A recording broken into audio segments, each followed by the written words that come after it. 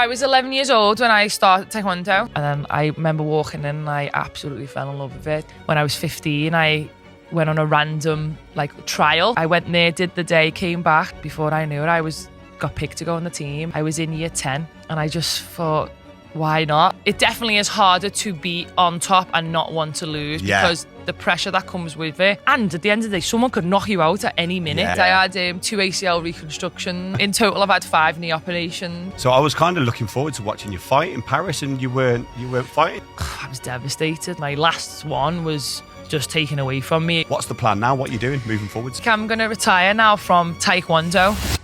On this episode of the Elite Podcast, I speak to Bianca Cook, 3 times world champion and double Olympic medalist in Taekwondo.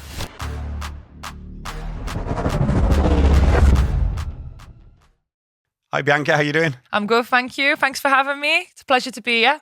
I've been hearing so much about you recently through my good friend Damon, who's obviously put us in contact. And obviously stalked you a little bit to try and get on, but you've been pretty busy, haven't you? Yeah, I've been very busy. Everything's changing now and everything. But me and Damon go way back. We're good friends. We've been on the national team together for Taekwondo, and I'm happy to be here. Got me a cup of tea and water, and I'm ready to spill the beans. Brilliant! Oh, good to hear. Yeah, we've just been having a good chat, haven't we, before we started recording? So we thought we'd better record and get some of this on there because the good content. Yeah, absolutely. So you're obviously a local girl, aren't you? Have you always lived in Liverpool? Yeah, so I'm a true born Scouser. My family live in West Derby. So I've been here. Obviously, I did move to Manchester to train and do Taekwondo for the national team. But my accent doesn't go. It still runs in my veins, and I'm here every weekend anyway for me tea off my mum. So I'm a true full-time Scouser. Brilliant. So am I now. Just saying adopted one. Adopted. I am, absolutely. So I've been here over 10 years, about 11 just under 12 years, I think. But I've got 2 kids as well. And obviously, as I said, my daughter's a proper Scouse accent on her and everything. Yeah. I'm surprised you haven't got the accent yourself. I know, yeah. But I work a lot, away. And I'm online, so my headquarters is in the West Midlands. Yeah. So I travelled to there a lot, but I've travelled a lot in my life anyway. So I think I've just kind of got a bit of a mix and mash. So I'm from the West Midlands. You got a tone. I've got a bit of one, but not that bad. It's disgusting. It's when you speak to the Scousers, you start adopting a few words. You do, so yeah. Later on, the end of the podcast, you'll be speaking full time. Yeah, I know. I have got a few words in there when I'm around my Scouse mates. Yeah, you're all right, lad, boss. Yeah, that's it. Well, I've been here, as I said, about 11 years, and I've probably got more. I've got loads of friends in the Midlands where I'm from. I've got loads of friends from all over from the army, and I've got friends all around the world from martial arts. But I've probably got more friends in Liverpool now than I've had in my previous places. Because we're all sound, to be fair. That's really what it is. Though. Everyone's dead nice, and to be fair, that's what most people don't know about Liverpool. Everyone is just gets on with everyone and proper sound, like I said. I just had no idea because I was in the military, right, and obviously in the parachute regiment and.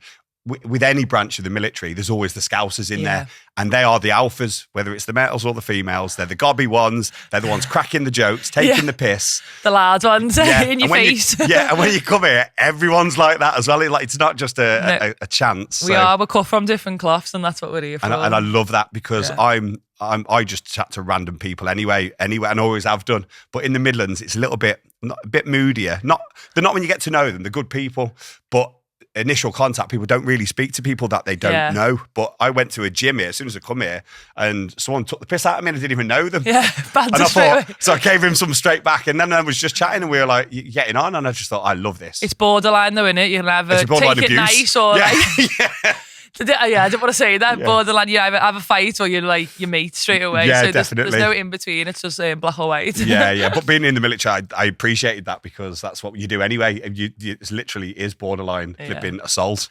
verbal assault in the military. I mean, So when you come here, I thought, oh, this is great. This is just a nice friendly chat. So you did. Damon say you grew up in Brown Brookside. Yeah, so the old place. TV show, that's where I grew up, and used to see Jimmy Cargill on the side, or Sinbad and everyone used to walk past when they were doing the casting, and it's my hometown where I grew up. So I used to be a big fan of the show, but cancelled now, isn't it? No, So it's yeah. gone. That's a shame. long years have passed. So you went to school in West Derby then, is that right? Yes, I went. And what stage did you kind of get into martial arts and how? Yeah, so I was 11 years old when I started Taekwondo. My friend just like invited me one day after school. It was called Liverpool Elite, so it was local. It was in the Stockbridge Village, and I was like, yeah, I'll just go along. Didn't know what it was. Didn't even know it was in the Olympics or anything like that. And then I remember walking in and I absolutely fell in love with it. They all had these white dobok suits on, different colour belts, and I thought, oh, this is something different. This is like a bit of me. And it was just different to like PE in school or like something that everyone else did. And I always had a go in school, but I'd never really like loved it. But then when I got to the Taekwondo class, I just didn't look back. And when I was 15, I went on a random like trial, like it was like a audition, not an audition, but like scouting to get in the team. But I actually didn't know it was a scouting day. I just got told by my coach, like, oh, we're gonna go to this thing. Like I didn't know it was for like to be in the national team full time.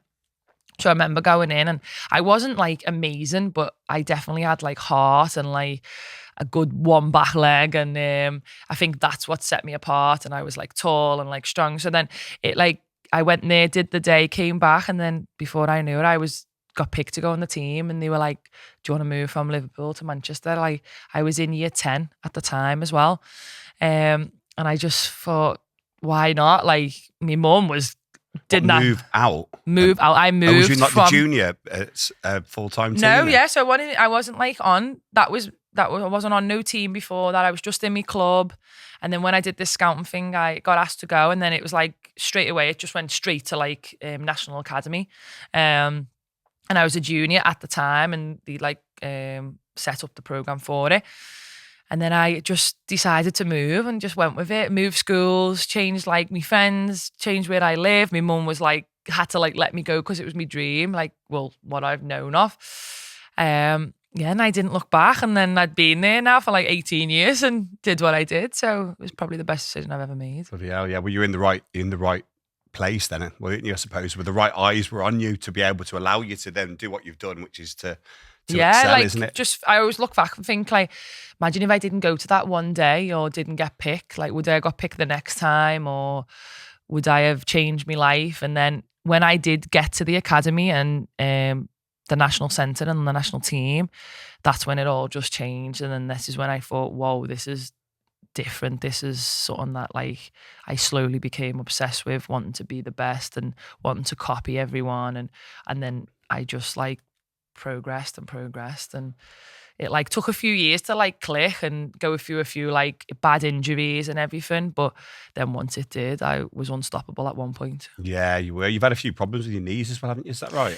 So I've had a bit of the injury side. Yeah. I had 2 ACL reconstructions. Oh right, you've had the operation as well. I've had a lot, yeah. One on each. Yeah, one left, one right. Yeah. In total, I've had 5 knee operations. And then, but to be fair, it sounds really like I've had a long time injury. It was like I had the 2 ACLs, rehabbed them from like 2011, and then I had the second one in 2014. And then after that, I was pretty robust. I didn't really get any injuries until like the very back end of 2020, 2024, 2023. And then, your body starts to break down a bit, doesn't it? With that and it was like it all caught up with me. Like I was getting injuries from different places. I had like a bad rib, I had like a bad knee, and then the last final knee surgery, I just couldn't bust. And it was like, how did I go through all that time being so robust and then having like these random injuries I'd never ever had before? And my body must have just been telling me like, God, give me a break. Like you've been kicking intense and so strong for 18 years. So that'll be why then, because I mean, all sports, if they're done to the extreme, are going to cause wear and tear. But I think Taekwondo, probably more than anything, with all the dynamic kicking. Yeah. Same with kickboxing, really, as well, with points mainly, because there's quite a lot of similarities with points fighting. Yeah. And Taekwondo, just with the skill level with the kicks. It's just really bad for your hips. I've had a new hip. I was just saying to you myself a year ago. Yeah, it's just wear and tear consistently over. To be fair, like people do say you either get your ankle, knee, or hip, and my hips and ankles are fine, but my knees were the ones that got it. But like you said, I think it was because I was so obsessed and always give every effort every time I went. Like every session I used to do was I wanted to kick like it was the last kick I would ever throw with 100% intensity. And I think that's now I can see why my knees are battered and bruised, because it was like that impact day in, day out. And because I'm a heavyweight as well, the power behind it was all just accumulated to have and come away with some sort of wear and tear. But yeah, I'd do it all again if I could. Yeah, without that mindset though, you wouldn't have done as well as you have, because what you're just saying then about being obsessed in every training session, you want to get absolutely everything out of every training session, every kick, so highly competitive. So if you're sparring with someone and I know some heavy spars as well. Damon was telling me some of the stuff that was going on there, as it is with all top level fighters as well though. It's a war, isn't it? Even if it's your friend, especially if it's your friend, and you're not giving a point away. 100%. Like if you're coming in the gym to spar, this is like, you've either got it or you haven't in your mind, or you can make it like a little bit, but you have got it inside you. Like if you got that fight in you to go. And when it was sparring day, it was sparring day. It didn't matter. You didn't think anyone was not your friend or your sparring partner for if they kicked you in your head. If they didn't kick you in your head, you think like, what are you doing? You're wasting me time. But yeah, like with Damon, I used to have some wars with Damon as well. Like he didn't care, I didn't care. We used to go for it. I'm pretty tall, so I was allowed to go with all the lads. And they're the days that like you miss and want to do it over and over again. And that's where the blood, sweat and tears come out of. But to be honest, I think if I didn't have them knee injuries, like I said, I wouldn't probably be the mindset I am today.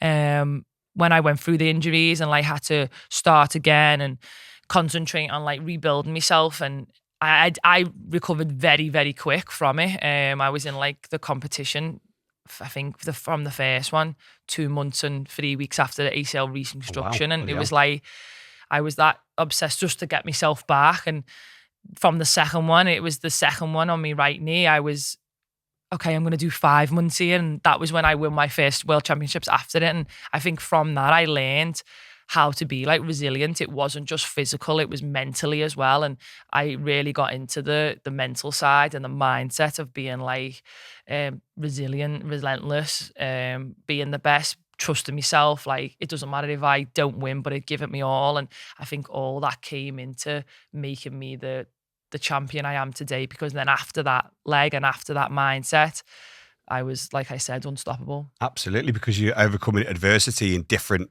areas, because you expect the challenge on the mat with fights, but the challenges come from all angles, don't they? You know, resilience isn't just, you know, overcoming a hard fight in the finals. It's overcoming all the injuries you've got, the shit situation that you're currently in your life at that moment as well, and switching off and being able to overcome that. And I've seen so many great fighters physically that weren't able to do that and can just drop off and have an excuse to lose. Yeah, I'm like sure you have as well. Yeah. People can all kick. Everyone can kick. It's great. Like there's people who at the top level kick technically well, but if your mind doesn't link with it, you're not going to get over that competition or fight, or you need that little bit of mindset, what sets you apart. And I think that's the difference and what I've learned throughout the time I did the sport.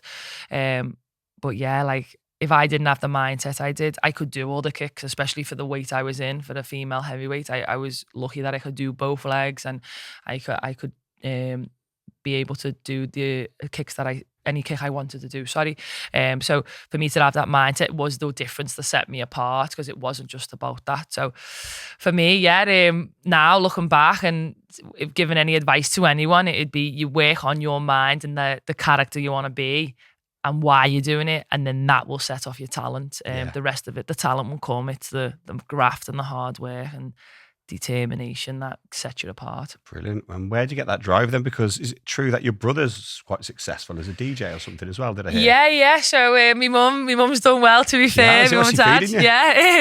Yeah. My siblings are so successful. My brother, he's one of the Camel Fats DJs. Yeah. He's done fantastic in his life, and he's always just put his heart into his passion, and his passion is music. He's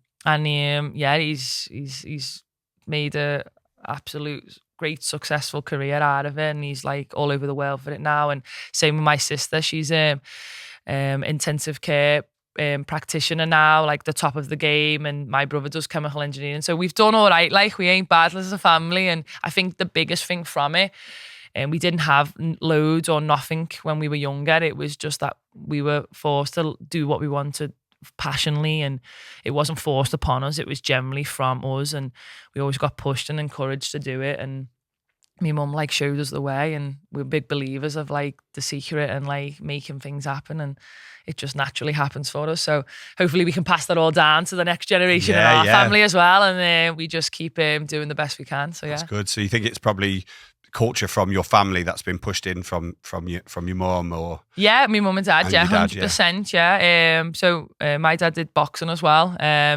He's Iranian, and he's on the national boxing team for Iran. Brilliant. And like all these little things come into to count, and I think like you don't really see it till you're older, and you see like how we got when we were little. We had it's not about money, it's not about like all big fancy things. It was like we had love and passion, and the supporters all the way. So I was blessed in that way. Oh, brilliant. And do you think being in Liverpool as well helps? Because they're raw, aren't they, Liverpoolians? There's a lot of good athletes that come from this one place. Yeah, definitely. There's something definitely in the water. I know we all say it as a joke, but there's something people get behind. Scousers, we're just fighters. Like I said, we haven't got everything. We haven't got like the high ground and the money, but we're there for each other and support, and we know what it takes to like make it, and we start from the rough and ready and get up. So yeah, there's something in between, in the water, like I said, and that's the Scousers you'll ever get in there. But if you ain't a Scouser, you just don't have it. No, that's it.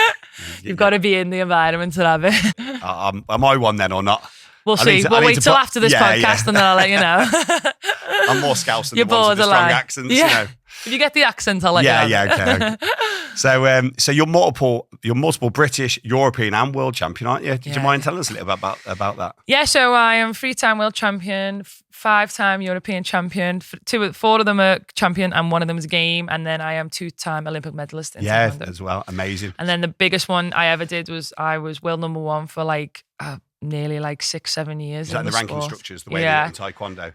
So would you say, is that more important than the wins to be ranked as that? Or no, I wouldn't say it's more important at all. I'd say it just shows how consistent it is, because basically every competition that you went to in that year, you got points, and then the more points you got, the more ranking that you got. So if I was consistently on there for such a long time, it showed that how consistent I was. It wasn't just like I won one and then went away. I stayed there for like a long, long time. And the best achievement I ever got was probably when I won the Worlds and then all 4 Grand Prix in 1 year. Wow. Which was like, I was the first person to do it in the sport. And like things like that you don't really appreciate at the time. But then when you look back, you're like, whoa, I was actually pretty goddamn good. So that's nice. 2017, I did that. Was that your like, peak year then? I'd say that was the start and peak of of it all. But yeah, that was my best year. I basically won it all, and yeah, I was unstoppable. Yeah, it's difficult to I mean, you can be top level, can't you? For quite a long time, but I think most athletes only have a few years probably where they absolutely everything aligns perfectly. Yeah. And they hit their absolute pinnacle and so for some people it can be really quite young as an athlete that have been excelling as children, and then for others it can be later. I found that I kind of peaked mentally a different time to physically, and I always wonder, if it linked in. Yeah, I wonder if I'd done both like together. What else I could have done? Yeah. Do you know what I mean? But I mean, I did all right. But I mean, did you find that was that moment there where kind of everything all kind of came together? Yeah, I think like it clicked when, like I said, after my ACL injury, and then from then it was like, oh, okay, I'm actually physically good, I'm mentally good, and I've just got to link them together. And then it clicked from probably like, I won the Worlds in 2015 for the first time, and then after that it was like I was winning more majors, and then I got like my Olympic medal, and then the year after it, like it just kept going and kept going, and I just got some momentum then, did you? And your self-beliefs flipped at that stage, and then it was like more about not wanting to lose, not tell me about that then, win. Because that isn't a good place to be sometimes, though, is it? So do you prefer it as an underdog or as an established champion and holding? It's hard because like it definitely is harder to be on top and not want to lose, because the pressure that comes with it, and then the mindset you put yourself into, it's how you break or not. And like, luckily enough, I was good. I took it quite well and like stayed in that. Stayed humble. It made me more like, I think if anything, it made me more hungry to stay there, because I knew if I wanted to be there and still be the best or win the next competition, I had to do even more, or everything I did and a little bit something different, because the time goes on, the sport goes on. You've got to keep adapting every time. There's new people coming in, so you've got to make sure you're on your game. And I think that was what made me even better, because I was willing to commit mentally and physically as soon as like one competition finished. So I'd do it, win it, and then I'd just be next day thinking about it, the next competition, or what can I do now to improve for the next competition. And that bit I liked, but it was hard. It does come with a lot of stuff. It comes with pressure, more training, more mentality. It adds up, but like that feeling that to be in that position is a privilege, and that's why people say pressure is a privilege, because it's like diamonds in the rough trying to break through. So yeah, absolutely. Sustaining that as well is hard going though, isn't it? Do you know what I mean? And it also, did you find that when you were winning consistently, just to win would just make normality at that stage? Like, yeah, it was. It's not like, okay, now done, what next? Yeah, so it became like normal, and then even like people around you would be like, if you lost, it would be a problem, but if you won, it'd just be like, oh, it's normal. And it was like, hang on a sec, I've still just like, even I did the same thing, but I've just won. Like give me a bit of credit for it. Like not losing was more of not winning was more of a problem than winning was an achievement. So like, exactly, if that makes sense, I've said that right. That's why I said it, because you find that with a lot of people. Yeah, and then I think like the people around you become involved in that, and then say that kind of stuff. Not say it, but don't like mean it, but like it becomes like a normality to like, you just got to win now. If you lose, like you're failing. Yeah. Where that was like, that's probably a bad thing to show in sport or for athletes or like elite mindset, because like you're not always going to win. Sport is not guaranteed. No. That's why people love watching it. Underdogs take out top dogs. Sometimes it's just not your day. Like it can happen like that. The variables, you know what I mean? You've literally got to have everything stacked up, because it's so competitive. People don't realise, do they? They expect you to win, but the person you're fighting is just as incapable as beating you. Yeah. But it's just, you've got to believe, you've got to get to a good start. You know, if you start wrong and then your head goes a little bit and you change your game, 100%. You've lost. I've seen it happen to even for like, especially for like fighting sports as well. Like you can't, there's no time trial you're against. There's no like, if I do me fastest, I know where I'll position. Like you could do your absolute best and someone's just come out and had the day of their life. You could be on your worst day, but know you're better than them, and the referee just doesn't go your way. There's like, so like you said, so many outcomes that could not happen. And at the end of the day, someone could knock you out at any minute. Yeah. Like that's the last thing we're thinking, but can also happen. So yeah, it's like to stay consistent in a sport or martial art is one of the hardest things mentally and physically, and like that was the joy and the success that we all try to get and take, especially I did. Yeah. So I was kind of looking forward to watching you fight in Paris, and you weren't fighting, you were presenting though. You did a really good job as well, by the way. Thank you. You were definitely suited to that. You got a lot to say about stuff, haven't you? I can't shut up, so maybe I need a mic to speak about it. Just turn it on, then mute it every now and again for you. But. Yeah, so unfortunately, like I didn't get selected. There was 2 people in the weight category going for it, and we both did qualify for the Olympics. We were both in the ranking, but unfortunately the selection did not go with me, and they didn't pick me because I was like carrying injury, and obviously I was out for a little bit, and I thought I deserved to fight off, in my opinion, but it didn't go that way, and I didn't get selected. And it's crazy because like Taekwondo is so hard to qualify anyway, and you have to be like the top 6 in the world, but you can't take 2 of the same country. So me and the other opponent was still in the top 6. Both of you were in the top 6. Both of us were in it, so we could only pick for one. And then I did even suggest to have a fight off, but they didn't go for it. And I thought, like with everything I've ever done and being there and still like beat the opponent that I was with, even though I was out of the competition for a bit, I deserved a chance for a fight off, but unfortunately I didn't get the fight off and a chance to compete for that spot. So how did that make you feel? I was devastated. Like my dream, my last one was just taken away from me over more like something that was out of my control, like in other people's control a little bit. And it felt more personal at the time because it was like I'd been here for so long, and you know, like what the capability I could do. And it just felt a bit like. Why did you say it was personal? Just because like the people that we were around in the team and in the national team and we'd knew for so many years and you knew what I'd done, they were the people who were on the selection. So like obviously I've been there for so long and it was hard to take that not selection. Of course. Personal. Like, do you know what I mean? These are people I grew up with, people who were the coaches, people who like were in the team and they're the ones with the decision. So personally, I thought like I deserved a bit more of a opportunity to fight for it. Like I was never saying to give me it ever, and I've never said that from day one. So for me, like it was just a bit more personal for that, but you can't keep me down. Like so, for me, it was like straight on to what can I do to still be involved in the Olympics, and straight away I was on the coverage for BBC and I had to talk about it all. So you still got me face on the Olympics, so I was still there.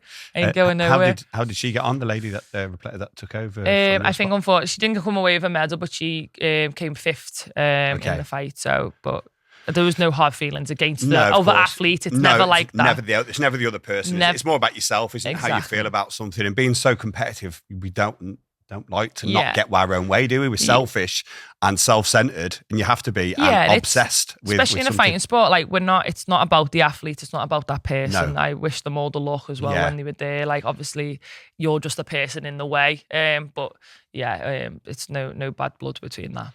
So do you think, because I've spoke to people before that have won like medals at Worlds, which in Taekwondo, I mean, it's one centralized body, isn't it? And winning a Worlds there is like the level of competition is unreal. Yeah. Almost to the point where most of the fights are literally like finals anyway, and everyone's a celebrity within their own right and the champion of their own country.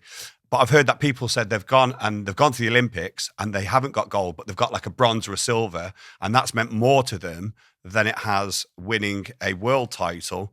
And then other people have because it's the same people that don't realize you're fighting the same people with the same rules, the same judges, and this, it's all the same. But for some people, they're not able to kind of do it at the Olympics either. They kind of fall to pieces. What do you think that is? It's definitely like a mental thing. The Olympics, the games is all about the mind. It's not just like the best of the best. It's like, in this mix, anything can happen on that day. Everyone's so emotional. Everyone's like expectations more so than a world championship. 100%, because like the media behind it, and like especially for a low profile sport, like it's just constantly, oh, what's Taekwondo now? People are actually hearing what it's about, or hearing your name, or the sponsors are going off, and obviously people that you didn't even know what Taekwondo are watching you now. So a lot of people do get a lot more pressure or nervous for it, and it just doesn't click on that day.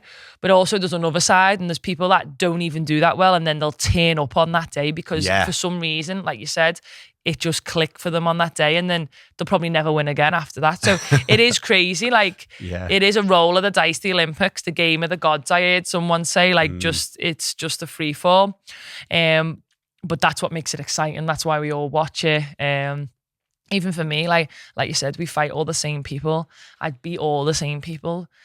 And I came away with 2 Olympic medals, but me, it was bronze, 2 bronzes. Yeah. So for me, it was a failure because I'd won everything else. And then I just didn't get it on that day by like 1 second because I missed one of them. I didn't win by 1 point, and it was like the margins are so close and so fine. But now, like reflecting on it, it's like I was always proud and honoured to have them 2 Olympic medals. People would die for them Olympic medals and the World Championship medals that I've got. And like I think, oh no, it probably made me the person I am today, winning them. And obviously I wish I could go back and win gold. I'm not gonna lie, like let's not sugarcoat it. But like you can't underestimate still what I did. But for me, I don't know. Everyone has a preference, don't they? But for me, I'm really proud of the worlds, and that was my story. I had like 3 World Championship golds, but like if I could trade it in because of the media and all that, like I'd be like swapping it off for a shiny gold medal in the Olympics. It's a different audience, isn't it? Because you're literally in the worlds. It's the Taekwondo associates and all the top fighters and all the coaches and all the people that follow Taekwondo would know that. Outside of that, it's not really a bigger audience of the general public, but the Olympics are, and you can become a household name, literally as you were, and Jay Jones became as well, and some of the other fighters. And there's one of the lads as well. I met him. He got to the finals. One of the heavyweight it was. And he Taylor second. Mohammed. Yeah, that's it. Lovely guy. I've been out with him a couple times and met him a few times. And he'd won. And he was celebrating. There was a second left, and he got kicked in the head. I got PTSD from that. You know those times when you're in bed and you're stressed out, and I think stuff like that. I'm like, oh my God. And I spoke to him about that as well, and it was just such a shame, and he should have won it. He had it in his hands, and fair play to the athlete against him, Czech Cisse, like he threw the kick, right time, right place, and I don't know, it was just, everyone was just so shocked, and like for him, I know he's talked about it a lot, and he like still thinks about it over and over again, and but it's crazy how sport is, because he's probably more known now. If he had just won it, would he have been as known that for, you're That's that true. guy who lost it last second? And he said, like, people know him more for that reason now. And it's like, it's so crazy, like, how the world works, like, because of the, like, situations you get put in. And would the Taekwondo be as big as it is now because of that? If he had just won gold. So, I love the way you look at stuff. You said about your knee, you getting bronze, and him, and you've turned everything into a positive that you said then, which is a certain mindset that you've got. So you're looking at things that have happened that haven't been good, and yet you're able to reflect on it as if it was something that propelled you forwards, and you learned from it and made you better. Yeah, it's your version of good though, isn't it? What's your version of good? Well, you don't know at the time, do you? This is it. You don't know what good is until further down the road. Yeah, and that's what my mum, it was really good at teaching us, and like without knowing, without us getting forced upon it, probably, like I said.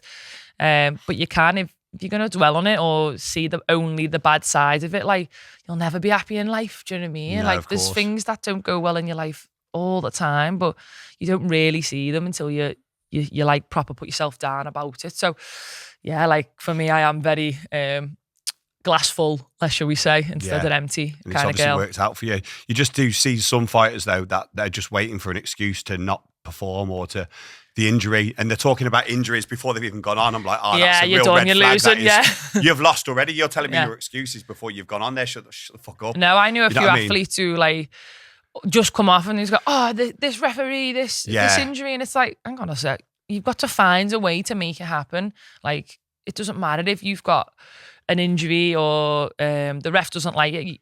If you can make it happen mentally, physically, then that's the best you can do anyway. If you're concentrating on that situation to do, then that's what will set you apart, not you moaning about someone not giving in, your life's not fair. Like, because I remember going in injured all the time, and it would be like, well, it doesn't matter if I'm injured, like, I've still got to do my job. Like, it's another variable. Are you going to give me some points? Can I start like 5-0 up? Give you a pause.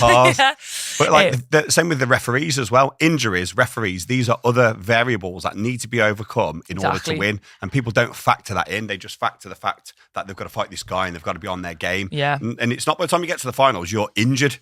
Some of the battles that you have, absolutely fall into pieces. You're battered and bruised. They're not always the best fights either, are they? Some of the finals, because they're just as bad as you. Yeah. So you've had like 4 or 5 fights. Some weight categories have like 6, 7 fights. Wow, and like how big are they? Mate, it's hundreds of people in, especially in like a world championships and like the lighter men weights and stuff, and they've got like 7 fights to win, and if like you're the underdog, you've got to go through them 7. Like, maybe the world number 1 might get a bye or everything like that, and credit to them. Like, I never had to have that many. Mine was like a 4, max 5 fights, and by the end of it, you're exhausted already going into these tough battles, but it's all mental and physical because everyone's in the same boat on the same day, and it's that one person who comes out on that one day. And I always used to think, like, would it be better if we did other days? But it's not. We've tried it. We used to have a few fights and then fight the semi and final the next day. Oh, don't you do that then? We do that at our Worlds. We have all the prelims, then you have like the semis one day, and then the finals. So you're having, at the most, you might get 2 fights in the prelims, and then you'll have 1 fight a day then. So yours is all in the day. All one day. We have actually tried to it. I think you lose your flow a little bit. Yeah, so like it is normally all one day. This is it. This is my day. You get mentally prepared for this physically in one day. But then they did add it in a few times for like a world championships or like a big like competition where they'd fight up to like the semi-final, and then the semi-final and final were the next day. But then because we were like so used to it, the next day you'd wake up, you'd been getting kicked and battered all day, and then you've got like dead legs or you like your foot's like swollen and you can't fight the same or move the same on the next day. So for me, I preferred just to do it all on the one day, because if this was your day, this was your day. But yeah, we've tried it the odd time, and that's just worse. You're battered, You're battered the next day. You can just hold your injuries off for that day, I suppose, can't you? But getting them through, they all come out. It's the day afterwards. Tape it up, wrap it up, get some ice, and then the Mr. next Miyagi. day you wake up and you're like, oh, I've been hit by a bus. Do you know what I mean? Like it's painful times. So a really important question then.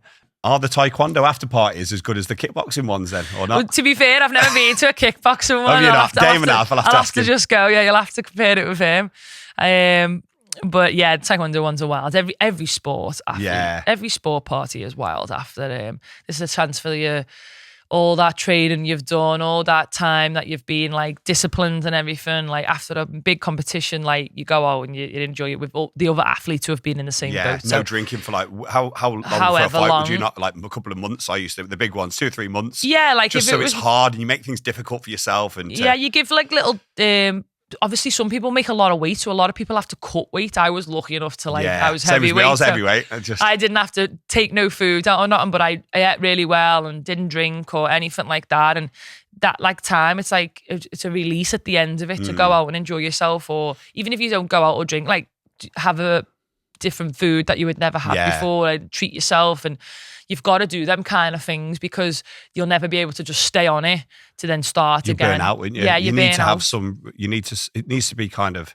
You need to like release. peak up to something, and then you need to kind of drop off a little bit, and then go back up. If you can't just nothing in nature, just continue. Well, you see that, like you said, that's the perfect thing to say. That little dip is to come off, and that's why you like tape it off. You have a break, or but Taekwondo was tough. Like we never had no seasons. We never had no straight through. Constantly, like we had 1 week here, there, or whatever, but it was just straight through. Yeah, I call it counterbalancing because you don't want a balanced life because elite people aren't balanced. We're totally just talking about this earlier, weren't we? Like obsessed. You're not wired the same way as anyone. You're obsessed. If you're not obsessed enough, someone else will be, and they're the one that's going to be taking all the victories. Yeah, 100%. Like people who are that top or at top of any game are different. They've got like a relentless mindset, different character. It might not be obvious, but it'll be in stuff that you don't know. Obsessed with something. Like I was definitely obsessed with things and like got addicted to being in the gym, addicted to being like training or like a pattern or like I wouldn't stop. And then I thought it was normal. And if I missed like a session, I'd be like, oh my God, I'm not going to win. Like I've missed one session out of 500 and then they're like, no, you need to give your body a break, and I'm like, no, I don't, I need to be the best. Resting's for the weak. This is weak. There you curse near me. Do not have no breaks. But no, for me, like even that, like that was probably what made me drive as well. Like it might not work for everyone, but like that was my kind of it's good to feel that you're doing more than everyone else, isn't it? Oh, if you feel that you're not, or someone's doing more, or even if you're training, we'll talk about this as well. When you're training, you've got to be absolutely on it and hyper competitive. If you're not hyper competitive in training, you are not going to transition that over to fight. You can't give a point away. You can't give a press up away, a shuttle run away. You got to win everything. You got to have that mindset with every single thing you do. Competitiveness was like the best thing to have. Yeah. But like you said in the gym, I'd do like a whole session or a whole day, like the 2 sessions, 3 sessions. And then I heard someone go, oh, I did this. And I'm like, why are they doing that? Like, why haven't I got that in my program? And it'd be like, Bianca, you've just done like 8 hours or whatever, 6 hours. And then someone's done one exercise and I'm like, I need that in my program. And it's like, come on, you're getting a bit too much now. But maybe that was the difference. And like you wouldn't always win, but the fact that you'd will to try to win was the difference. That's a good point as well, that is, because if expecting to win all the time, and when you don't, some people can then unconsciously avoid doing things where they're not going to win because their ego can't take it. And you need to do totally the opposite. You need to surrender your ego a little bit, don't you? To be able to go at anything and just go for it. I think that's a massive thing that you just said about ego. Like I know a lot of people who don't do sessions, don't turn up to classes, don't speak to people just because of their ego. And it's like, well, you're missing out, not them. Like you think like you're not spiting yourself for them coming in, but you'll end up just missing out for your own self and not developing your own self because you've got too much ego in your head to set your goals aside and stuff. So that's definitely the difference and is a lot in a lot of athletes. Yeah, you see a lot of the top level ones as well. So developing an ego too early is bad for you as well, I think, because once you're at top level, you have an ego, but it's almost an alter ego because you are able to surrender it because no one's got right to the very top without getting the shit kicked out of them consistently by people better than them. Yeah. And there's nothing more humbling. And it doesn't matter what sport it is. I'm using fighting as an example. But if you do jiu-jitsu and you're getting strangled out and tapped out constantly till eventually you're not. Or if you're a runner, you're losing, then you're in the middle. Then eventually then you go to the next section and you're at the back again. So whatever it is, you've got to get that used to that struggle, but have that mindset to try and win. Yes, it was that difference, like you said, in jiu-jitsu, if you're getting tapped out, but you're willing to go again to try again. You might get tapped out again. It's how many times can you just keep picking yourself back Rocky up? says, isn't it? Yeah, you've got to. That's the difference.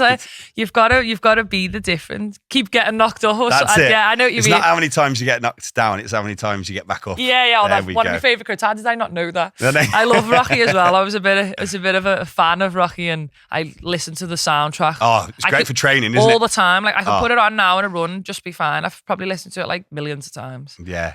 I'm keeping the Spotify number up for them. Good. Keeping them getting us money. Brilliant.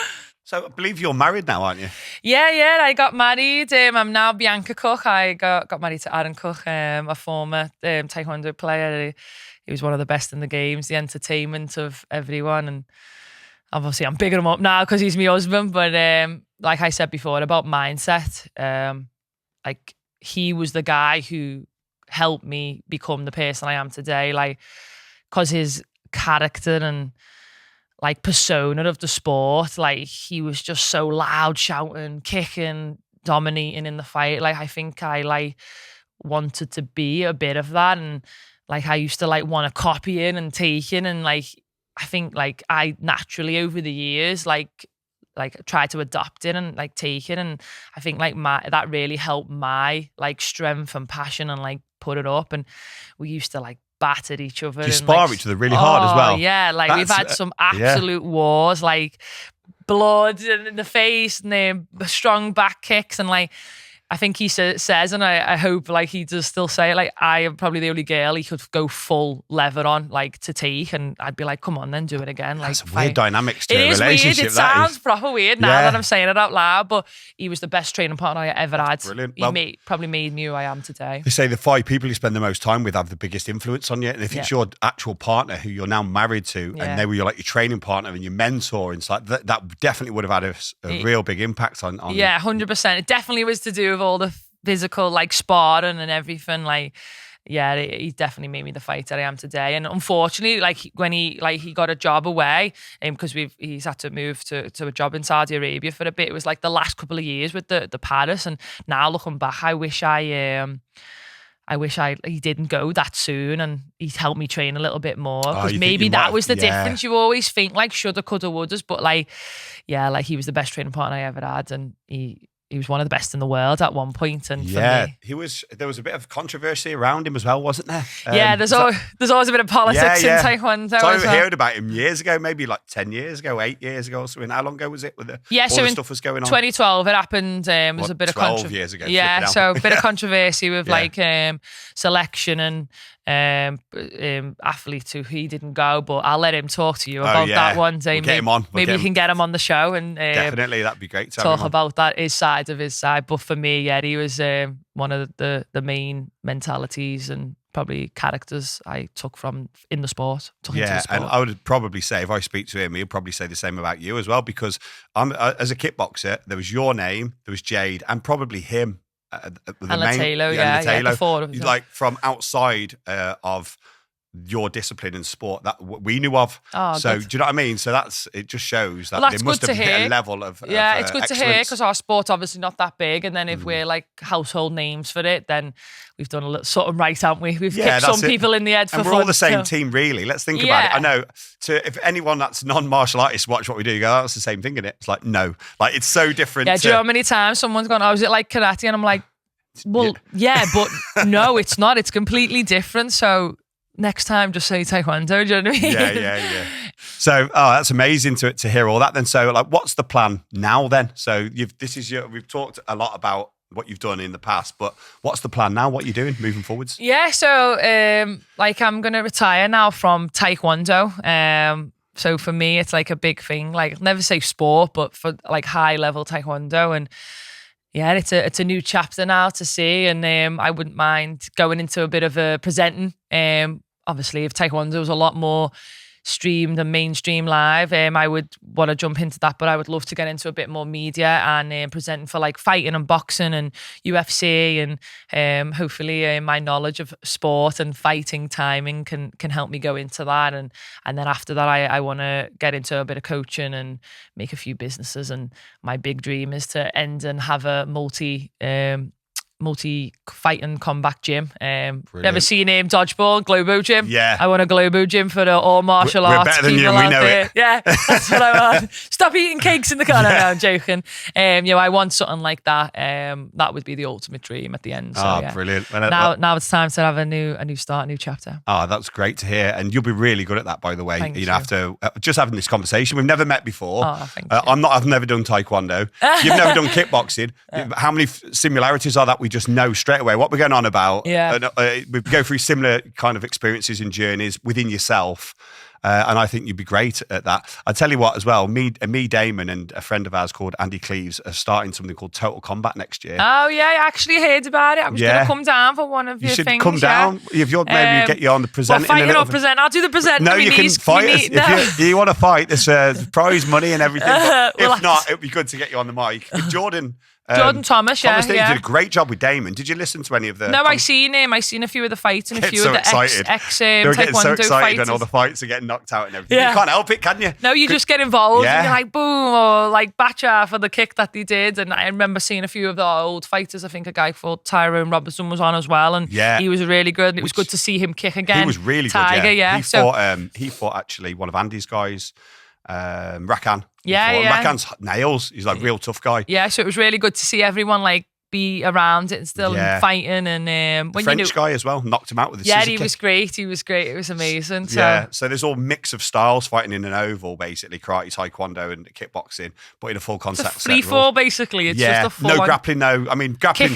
Kick and scrap. That's what it is. Get it on the floor 3 times. Yeah. But then I think if you look at a lot of the UFC and the MMA, very effective. The grappling is so effective, it almost ruins the integrity of the kicking.